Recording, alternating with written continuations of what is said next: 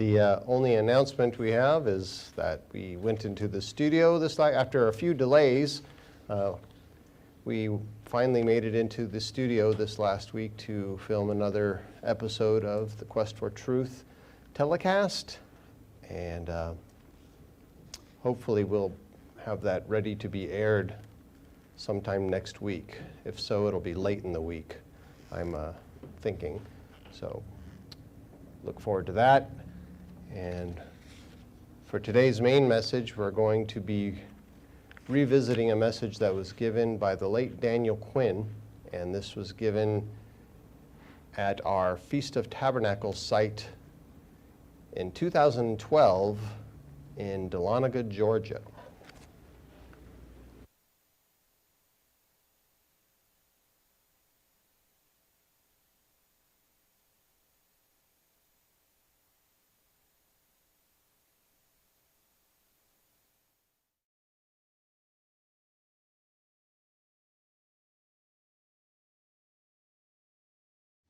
Good morning, everyone.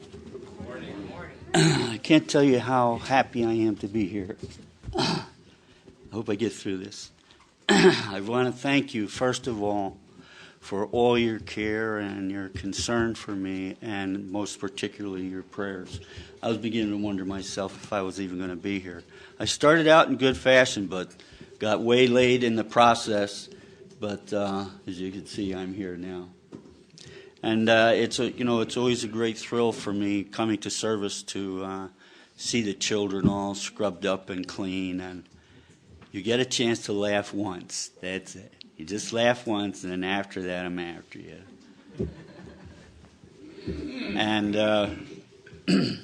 it always reminds me of when I was a child. I have a lot of fond memories from when I was young. But it might surprise you to learn that I didn't look this good right away early in the morning because for quite a while I was sick every morning. My mother would come to the foot of the stairs and say, "Honey," and I wouldn't hear anything. And she'd say, "Sweetheart," and I'd feel a little pang of guilt. "Oh," and she'd say, "It's time to get up. It's getting late." "Mom."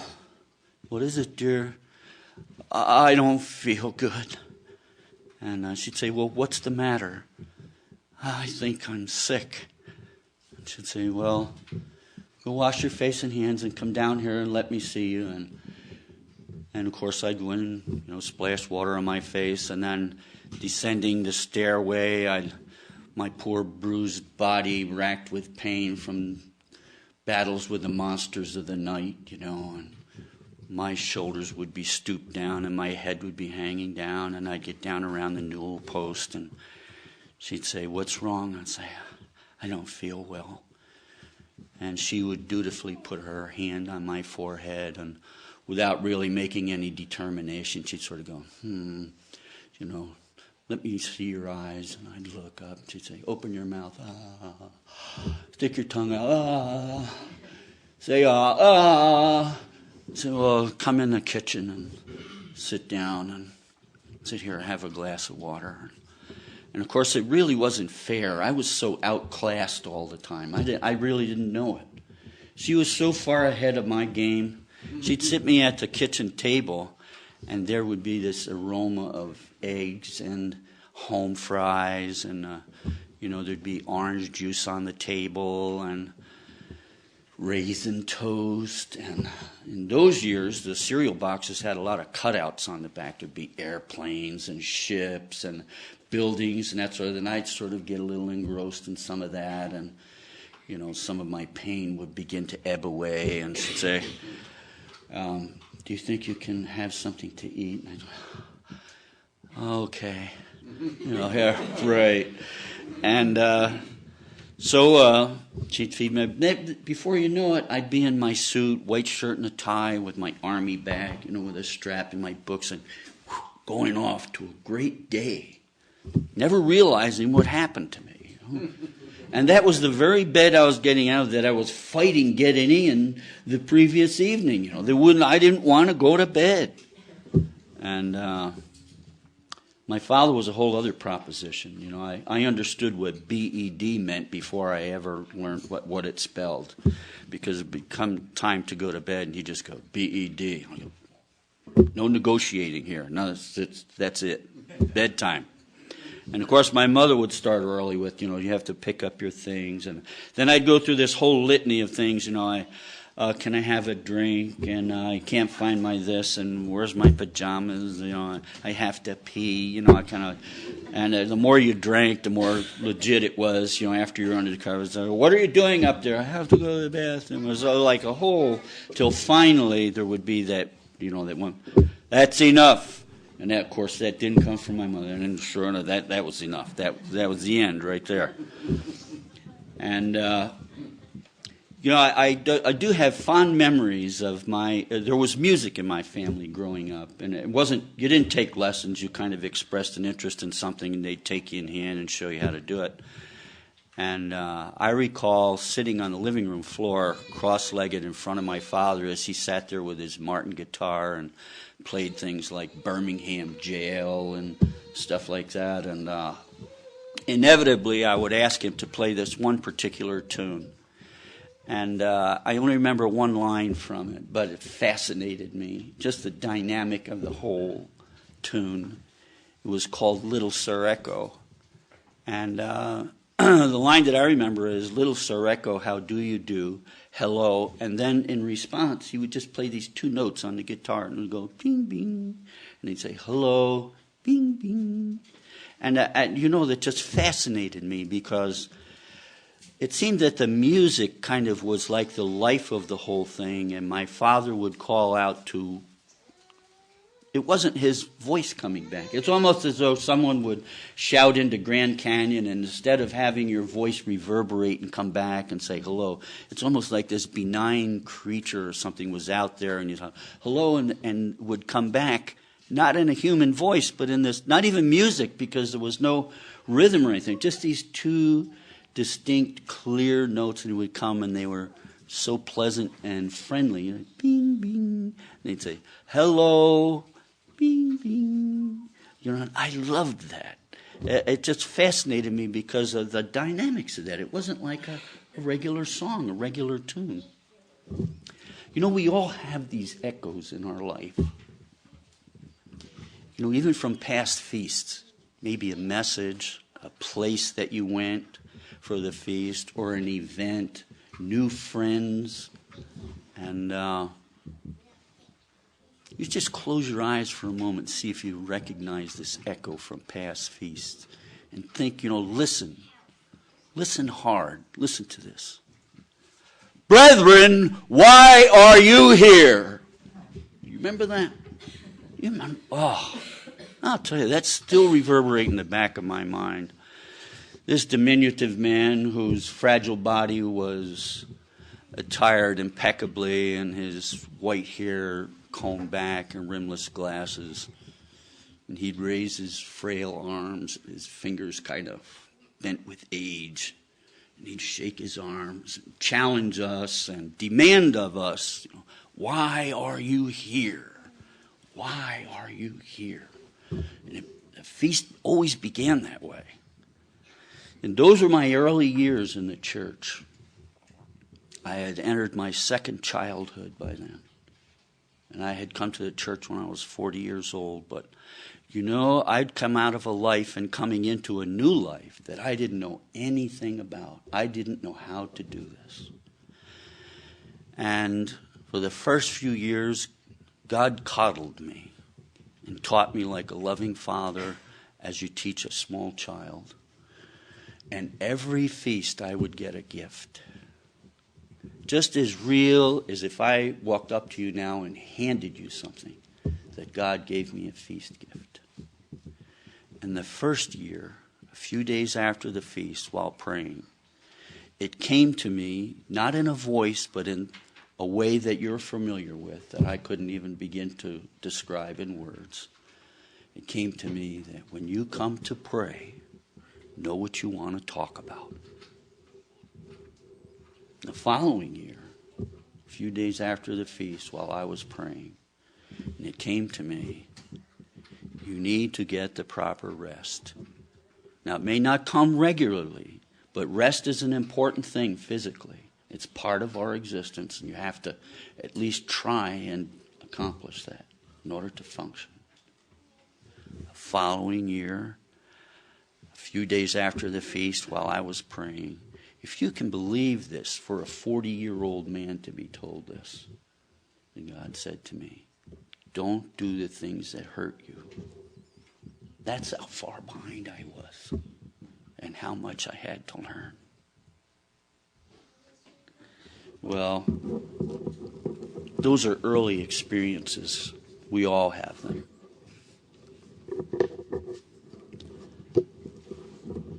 I'm going to interrupt this for a moment and say that I have trouble using eyeglasses, and now they told me that my eyes are even changing. So it's kind of like maybe I keep one eye on you and one eye on my nose. Like, it's always been a struggle for me. What is God teaching us as adults? I mean, we've all had these similar kinds of experiences, whether we were children or early years coming in the church. And I do have good news for you here, is that this year you get a feast gift. You get a feast gift this year, and one for the children as well. Now, I want to stress to you the importance of preparation. You know, our calling falls within the plan of God that is described as the time of preparation, because the millennium is pictured by the Sabbath. So our calling, really, our identity, where we function, is in a time of preparation. And how important is preparation? Well, the plan of God was in effect. Christ was slain before the foundation of the world. It was already being preparation for when something went wrong. Adam and Eve were in the garden. That was preparation for things to go forward. Noah, things went awry. Noah was given instructions. That was preparation to begin again, replenish the earth. Moses, 40 years in Egypt, 40 years in the wilderness. For what? For 40 years in the wilderness with Israel. His preparation for that leadership, to prepare Israel to go into the promised land. For what? To prepare a people that would be a light to the rest of the world, an example for the rest of the world. Well, what would that be for? Well, for the millennium, which is a time of preparation for what comes even later. We are immersed in preparation. Our whole existence is identified with preparation. Well, you can go through Scripture and find as many examples as you could read, I suppose, because the book is just saturated with preparation. What is the character of kings and priests in preparation? Let's go to 1 Peter chapter 2, verses 9 and 10. And mind you, this is given. Now, you will notice that there are some words here that are done in italics, which means that they were added. However, the context of all of this is present. It's not future. It says, "You are a chosen generation, a royal priesthood, a holy nation, a peculiar people, that you should show forth the praises of him who has called you out of darkness into his marvelous light, which in time past were not a people, but are now a people of God, which had not obtained mercy, but now have obtained mercy." So it's speaking of all of us in the present tense, as kings and priests. So should we be waiting for the millennium to get promoted, to get changed in some kind of way? Let me give you an analogy here, since we're in Georgia.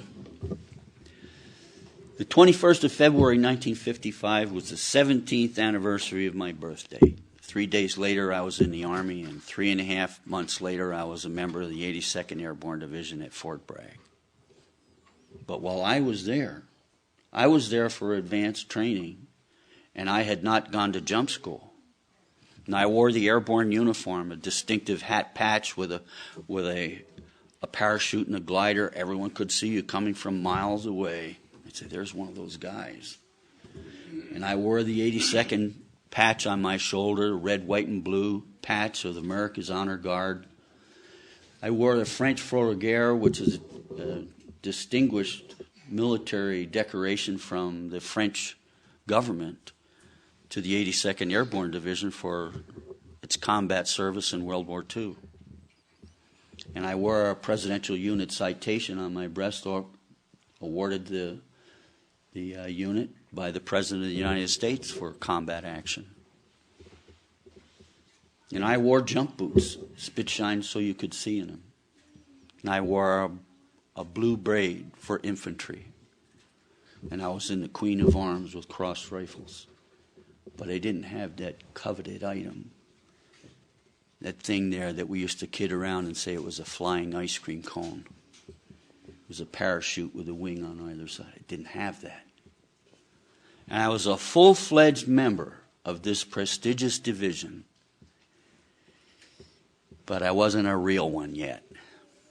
And it took 4 months of rigorous training before I even had the opportunity to go to jump school. And I came to Fort Benning, Georgia, and they put me in an airplane, put me up in the air, and I jumped out and landed in Alabama. And that's the way it works in jump school. And then I went back to Fort Bragg, and then I was one. And I'll tell you, I suffered through that training to the point that when I was in jump school, my third jump, I was convinced that I was going to clobber in. I just gone, there's no way. I just can't. I'd rather die than lose this. Well, you are full-fledged members. I hate to use the expression you haven't got your wings yet, because I know somebody will pick that up and fly with it sooner or later. That's not it, okay? But we are there. It's this says we are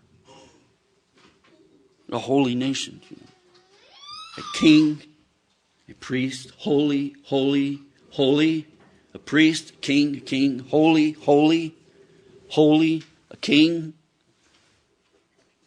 We're there, but we haven't been through that process that makes us full-fledged members of the kingdom of God. And there were more than 300 of us that started this process at Fort Bragg, and I recall that there were about 16 of us at the end of the process after 5 months. And we have seen, or we suspect, that some people have come through that kind of thing. In volunteer units like that, if you're not part of the group, if you're not part of the team, you're gone.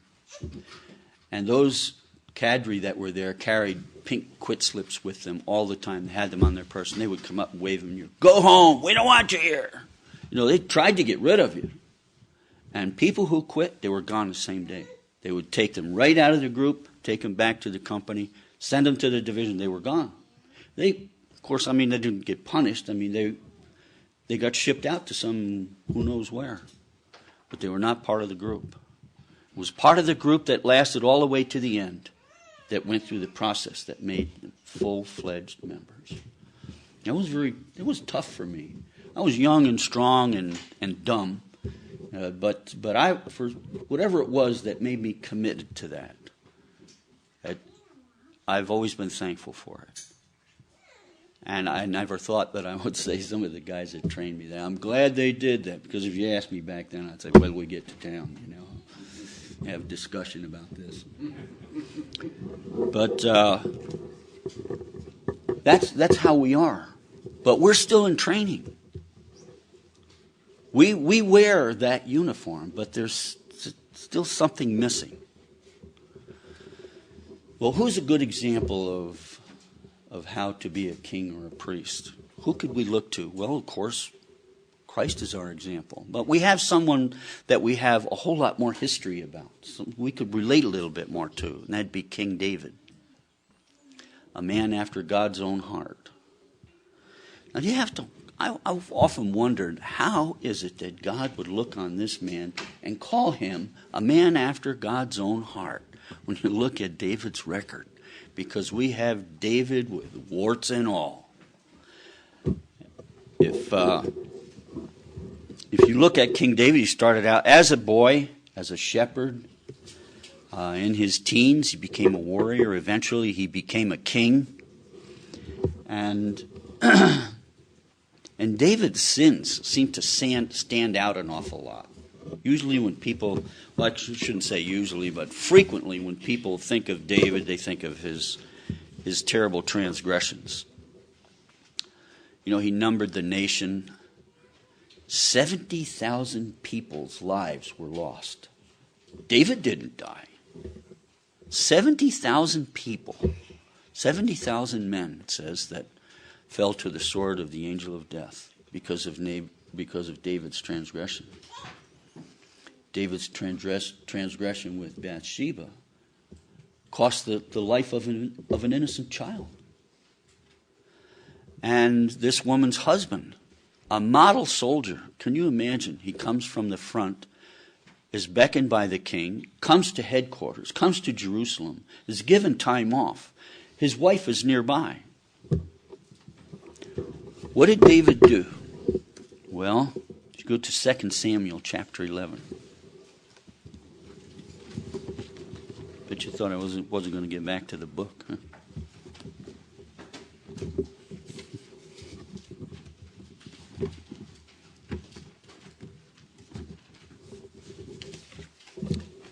Second Samuel chapter 11 in verse 8.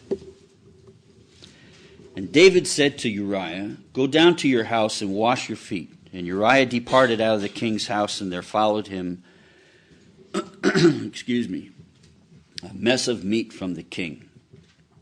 But Uriah slept by the door. Now he tempted him. Mind you, this man's wife is pregnant by the king. You know, in military terms, when something like this happens, they refer to the guy as Jody. It's a very derogatory term. It's while you're off fighting the war, this guy's back home with his shenanigans. And if you turn to, go down to verse 13, David called him, he did eat and drink before him, and he made him drunk. And even went out to lie on his bed with the servants of his Lord, but went not down to his house. Even drugged him to try and accomplish his purposes. Now, you might want to keep in mind Herbert W. Armstrong while we read some of these, because anybody who's going to have a problem with Herbert Armstrong in the millennium is probably not going to be there, because they'll never be able to cope with King David. He makes Herbert Armstrong look like a Girl Scout. No disrespect there. Verse 15. He wrote a letter saying, "Set you Uriah," this is to Joab, his general, at the front. "Set you Uriah in the front of the hottest battle and retire from him that he may be smitten." Not only does he put him in a hot zone, the worst hot zone there is, the worst part of the battle, then he says, leave him there. Pull back a little. Make him vulnerable so that he dies, so that he gets killed. This is a man after God's own heart. Go down to verse 17. The men of the city went out and fought with Joab, and there fell some of the people of the servants of David, and Uriah the Hittite died also. So other people died. Even though these are warriors, and that they face this all the time, and it may be something in their experience that they have their life at risk. Their lives were lost as a result of David's ordering that Uriah should be put in the front, and then that they withdraw from them. So Joab sends a message back to the king by a messenger. And he says to him this, I'll just paraphrase this. He said, "You go and report to the king what happened here." And when he gets angry and he says, "Why did you do that? Why did you fight so close to the wall? Didn't you know they were going to shoot arrows from the wall?" You say to him, "And Uriah the Hittite also died." And that was how David was to understand why the action was taken. What's David's reaction? Go to verse 25. Here's the message to Joab. Then David said to the messenger, You shall say unto Joab, Let not this thing displease you, for the sword devouring one as well as another. Make your battle more strong against the city and overthrow it, and encourage you him. He says to Joab, no sweat. That's the way it is. That's how the cookie crumbles. That's combat for you. Some are taken, some get through it. Don't worry about it. Make it stronger, go back, fight harder. No mention of Uriah, nothing. That's cold. That is rough. Well, you go to 2 Samuel 12, verse 13.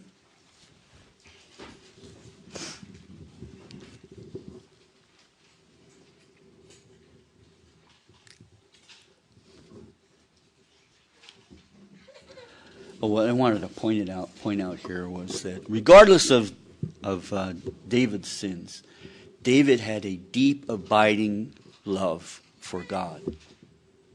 And we see that in how David always repented.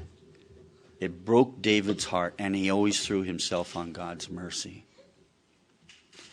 And of course, penalties were paid.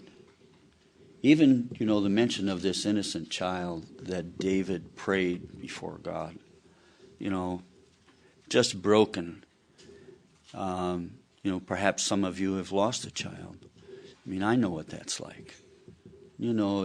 It's very different. It's out of the order of things. Sort of, they should follow you. But he knew that his action was it was going to be the death of his child, but yet he had faith in God, saying, well, maybe God will have mercy on me again. Maybe he will not do this. But it just had gone too far. Well, what was David's heart? What was it about David that made him so close to God? Well, we're not told this specifically in words, just in black and white. Here's what David was, A, B, C, D, sort of analytical kind of thing. It's not like that. Let me see where I am. 2 Samuel 7. Let's turn back a few pages here.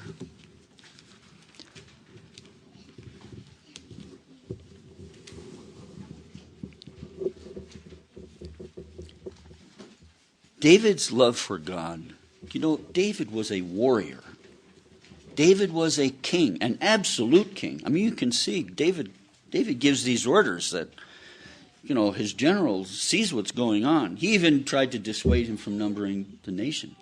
But obedience was primary. And David had that kind of power and was a courageous man. But his love for God had a certain naivete about it. He was so close to God that it was almost a presumptuous kind of thing, that I can talk to God. I have this sort of thing, but it was never disrespectful. 2 Samuel chapter 7, verse 1.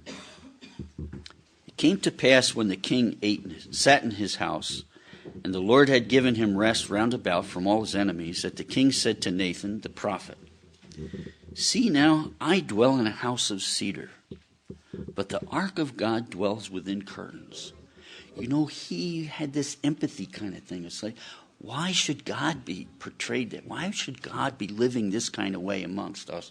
And I live in all this opulence and sort of like I have everything. And he saw that God had established him by then, that God was blessing him and consequently blessing the nation, meaning the sheep were being taken care of because someone was looking after the shepherd as well, because it was a good shepherd. Nathan said to the king, Go do all that's in your heart, for the Lord is with you. Well, Nathan kind of gets his little comeuppance here because it wasn't exactly like that. Excuse me. Came to pass that night that the word of the Lord came unto Nathan, saying, Go tell my servant David, thus saith the Lord, shall you build me a house to dwell in? And the following scriptures here relate how God is saying to Nathan, you go tell David, to paraphrase this, you go tell my son David, that I haven't asked for anything like this, no matter what the experience has been up to this time. Who's going to build me a house? But God, looking on David's heart, he said, you tell him he can't do it because of his record. It would be a bad example for David to build the temple, the house for God, because David's history was so bloody, and sooner or later there would be people who would justify that sort of thing.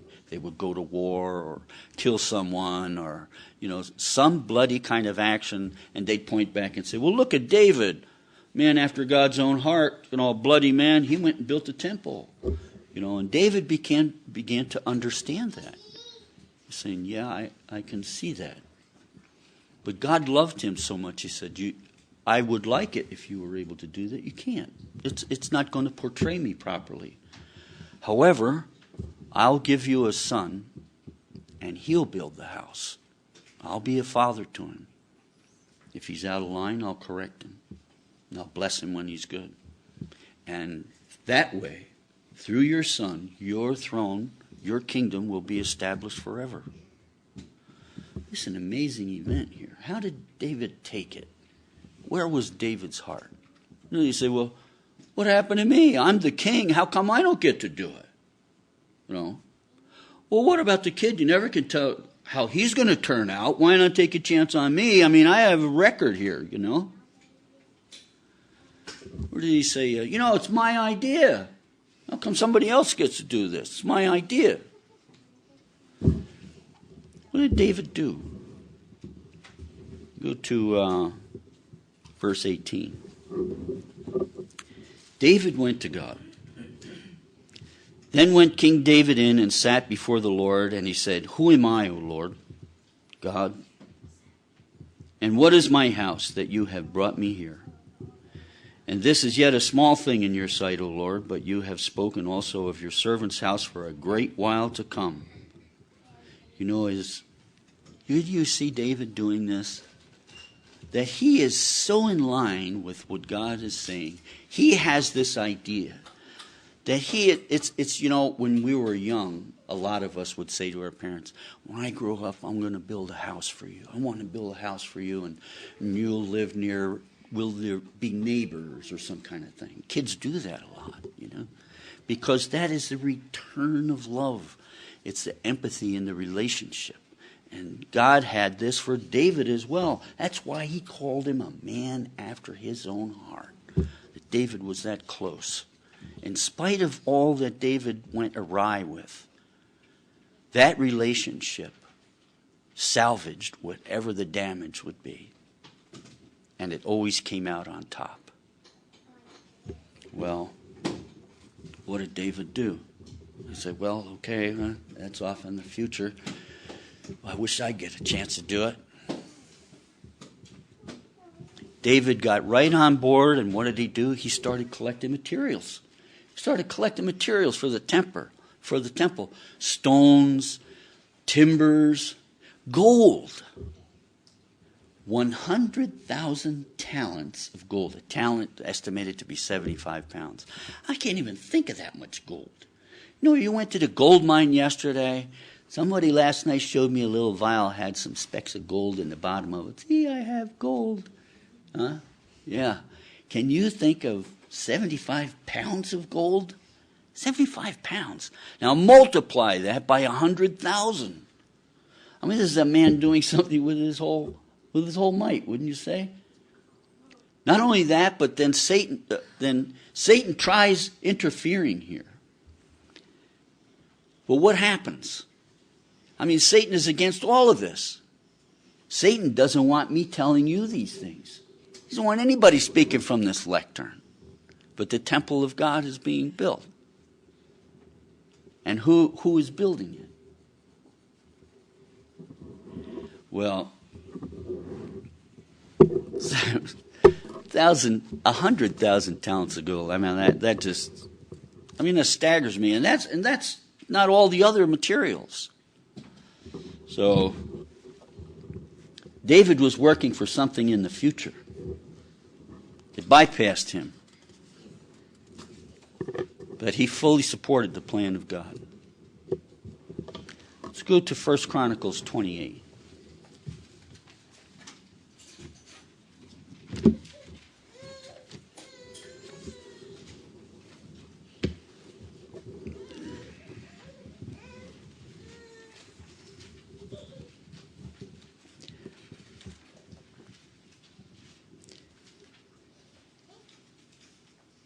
Just begin reading in verse 11. Gad came to David and said to him, "Thus says the Lord, choose you." Now David has three options here for the penalty. What's his option? David said to Gad, "I am in a great strait.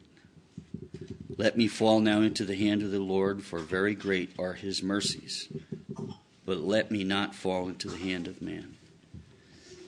That's our situation. That's where we are.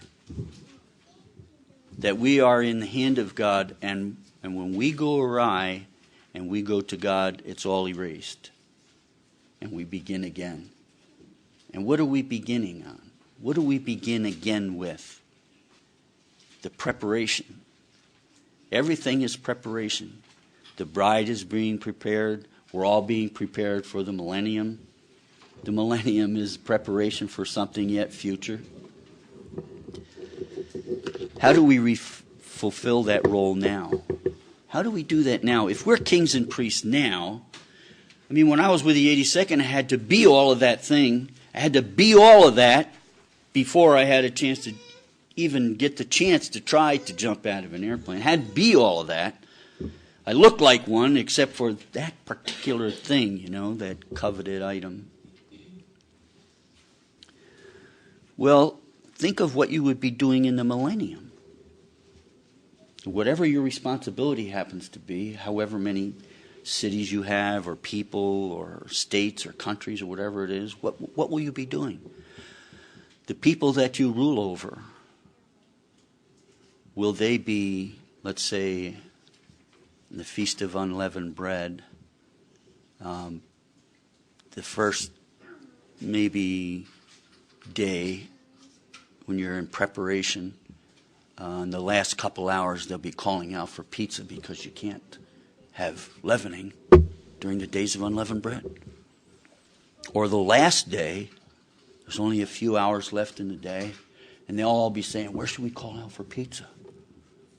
Is that the kind of people you're going to have to be bringing along to bring into the relationship with God that we're enjoying now? How about on the Day of Atonement? Will they in the last hour be cramming something in because you can't eat until tomorrow night, sunset? Will your people be sort of like 2 hours into the Day of Atonement and belching and going, "Oh, excuse me, I want pizza." No, I can't take a drink because I'm afflicting my body until tomorrow. Is that how you're going to rule? Look, we've all done this. I know this. I know this. I know it. I have been there.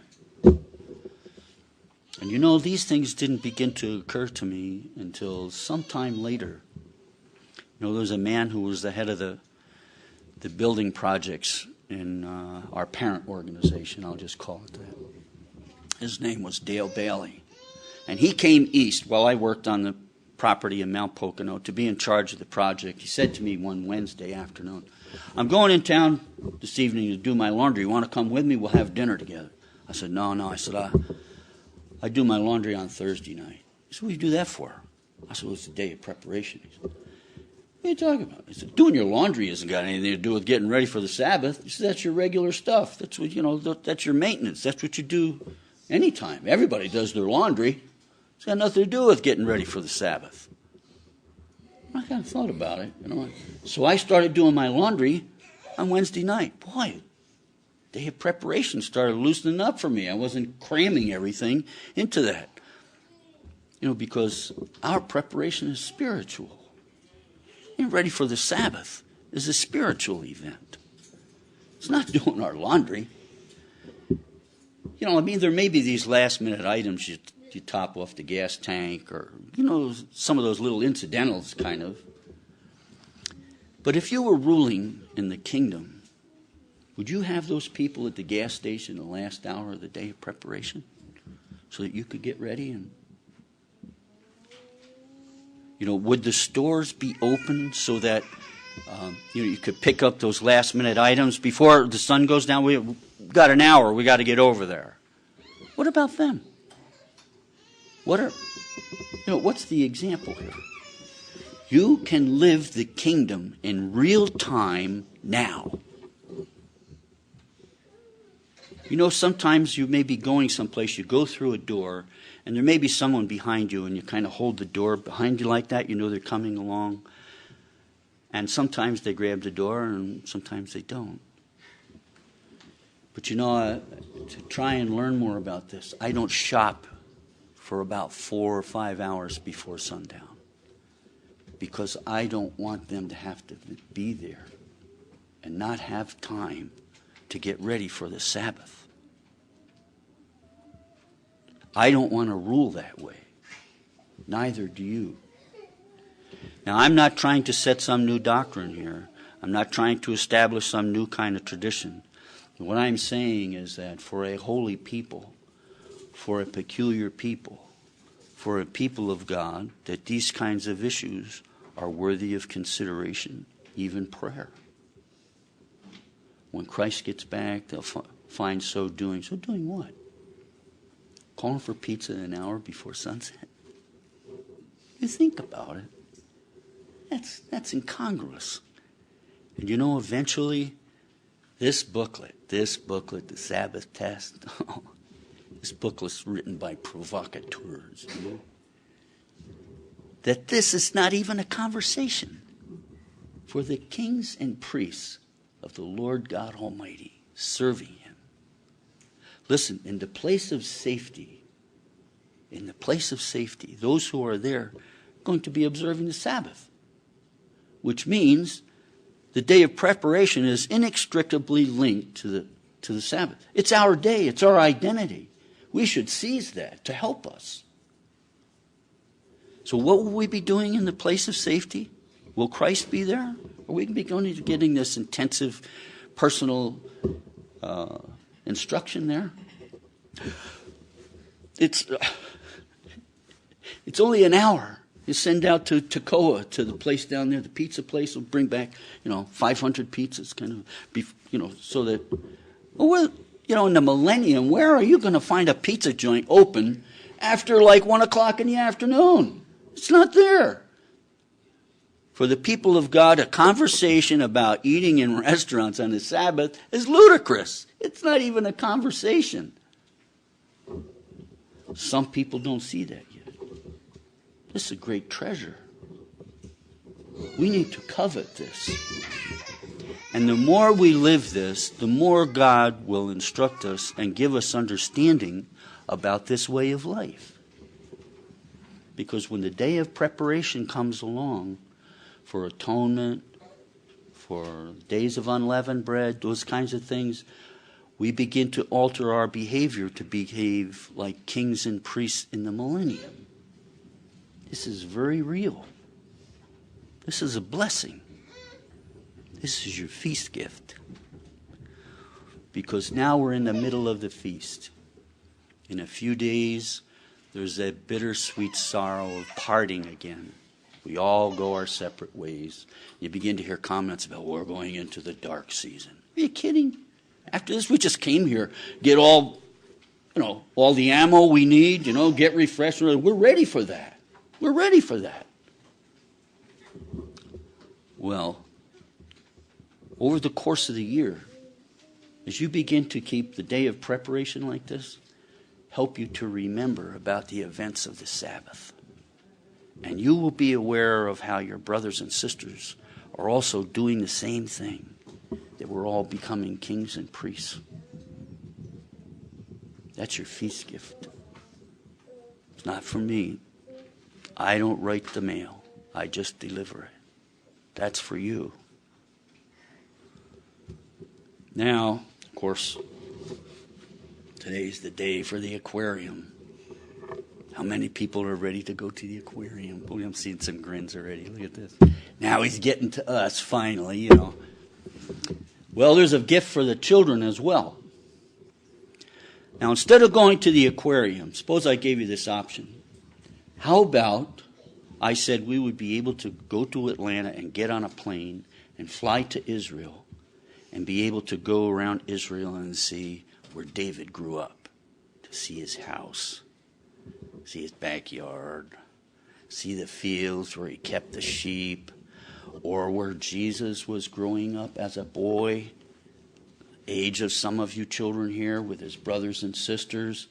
You could see where he went. How about that instead of the aquarium? Now, I'm not going to ask for a hand. Sorry, we can't do that. I said, why do you bring it up? You know, come on. Well, going to the aquarium is still a good deal, isn't it? I mean, it's maybe not be a feast gift, but it's a feast activity. Still really good. We'll be able to go there and see God's handiwork, see his creatures, see what he has done. Maybe even see some fish that King David saw as a boy, or that Jesus and his brethren, you know, because we know Peter and some of those guys were fishermen. They still have some of those kind of fish in the Sea of Galilee. They're sort of about this big. I think they call them apostle fish or something like that, because they're related that way. Okay, so I'm sorry that I can't be able to take you there. So, but suppose you could have both. Suppose you could still have an experience as King David did as a child, and as Jesus did when he was a boy, and his brothers and sisters. How would both be? You bet.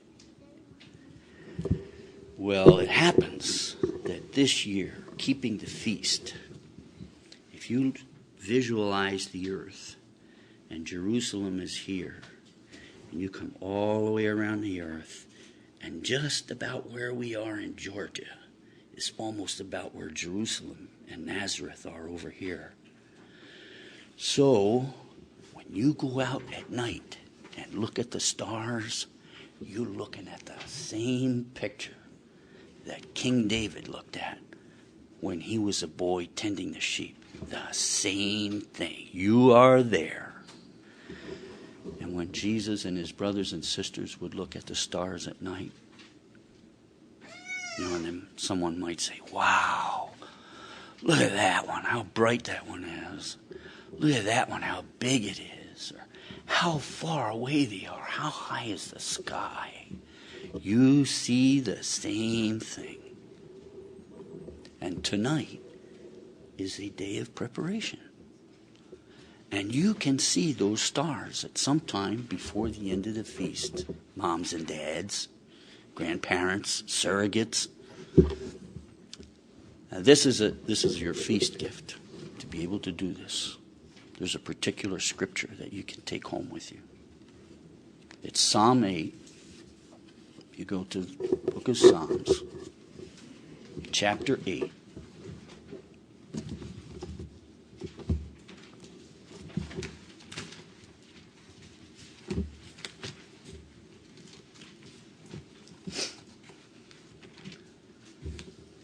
Read verse 1. O Lord our God, how excellent is your name in all the earth, who has set the glory above the heavens. Read verses 3 and 4. When I consider the heavens, the work of your fingers, the moon and the stars which you have ordained, what is man that you are mindful of him, the Son of Man that you visit him? You know, David, even when he was a grown man and a warrior and a king, sometimes would go outside in Jerusalem on the balcony and look at the stars to pray at night. And he'd just look at me and go, wow, you have all of this. Who are we that you even bothering with us?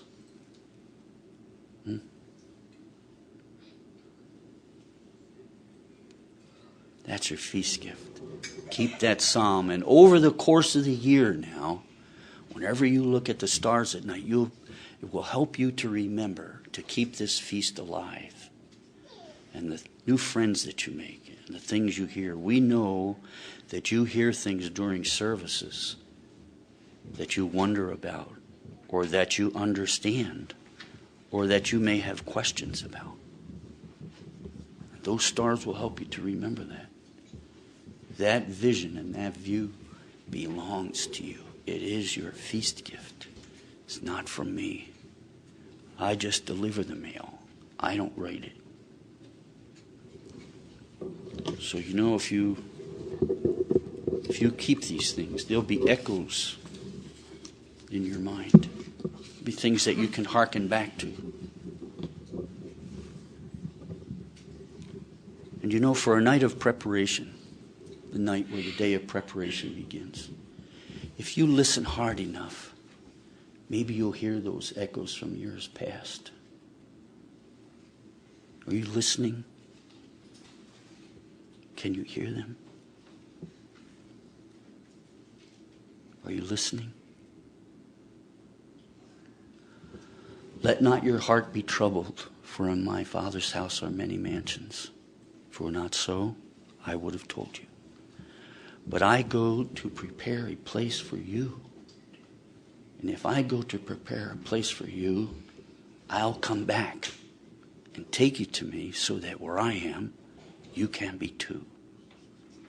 And where I go, you know. And the way you know.